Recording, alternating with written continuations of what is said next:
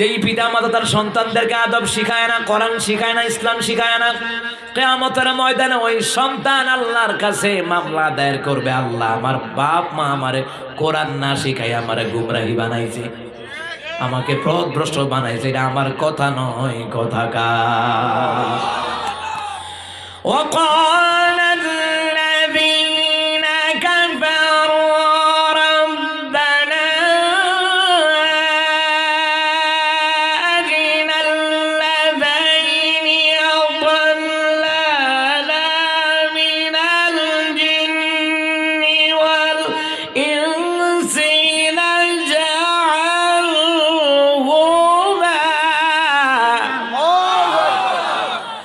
نجعلهما تحت أقدامنا ليكونا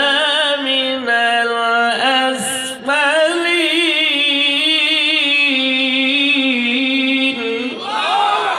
আল্লাহ তাআলা বলেন কিয়ামতের ময়দানে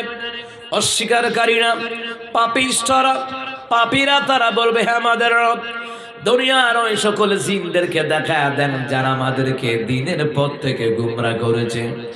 দুনিয়ার ওই সকল নেতা নেত্রীকে দেখা দেন যারা আমাদেরকে গুমরা করেছে, দুনিয়ার ওই সকল পিতা মাতাকে দেখা দেন যারা আমাদেরকে গুমরা করেছে, দুনিয়ার ওই সকল আলেমদেরকে দেখা দেন যারা আমাদেরকে গুমরা করেছে। তাহাতে কদামিনা, তাদেরকে পায়ের নিচে ফেলে পিছে ফেলবো, লিয়াকুনা মিনাল আসফালিন,